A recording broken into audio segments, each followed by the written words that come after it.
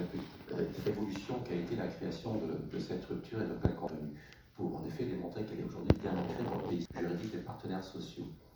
Lorsque nous sommes, donc en 2007, puisque c'est à cette période-là que les négociations ont lieu, mis à part la rupture d'un commun accord du CDD, la rupture d'un commun accord en matière de CDI est assez rare. Elle se trouve surtout en matière de licenciement économique lorsqu'il y a un accord collectif, avec la convention de reclassement personnalisé, l'ancêtre du CSP aujourd'hui, et puis dans le cadre de l'ancien régime du congé mobilité. C'est quelque chose qui est très très rare.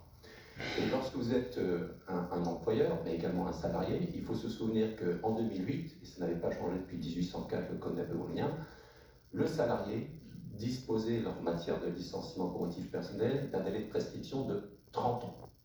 Il avait 30 ans, oui, je vois certains yeux qui s'élèvent au ciel avec juste titre. Il disposait à l'époque de 30 ans pour contester son licenciement pour motif personnel. En matière de licenciement économique, une réforme de 2005 l'avait ramené à 12 mois.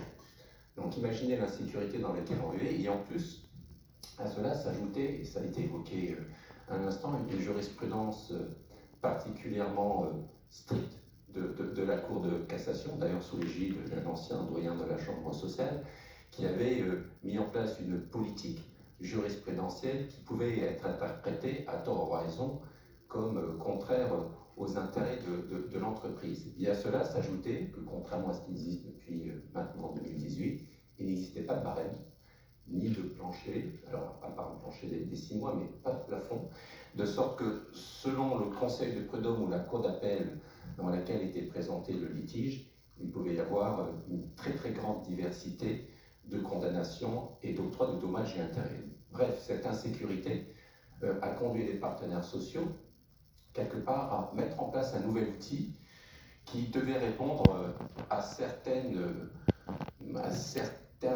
objectifs qui ont été d'ailleurs rappelés dans l'ANI du 11 janvier 2008. Bon, je laisserai aux économistes le soin de dire si ces objectifs ont atteint ou pas, de même qu'à ma collègue Ingrid en matière d'entreprise. Favoriser le recrutement et développer l'emploi, minimiser les sources de contentieux, ça a été dit par Gilbert, déconflictualiser, on peut dire que cet objectif a été relativement atteint. Sécurité juridique du dispositif, je vais en dire un mot.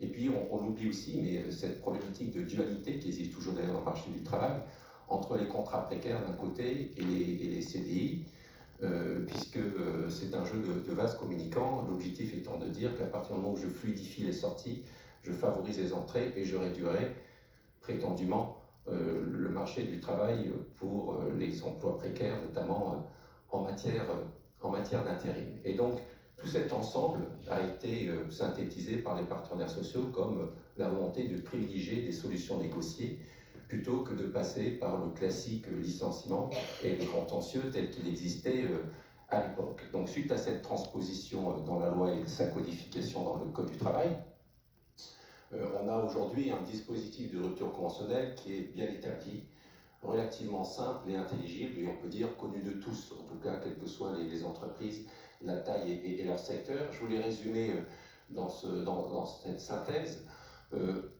Les étapes sont très très simples. Préalablement, il y a un ou plusieurs entretiens préalables.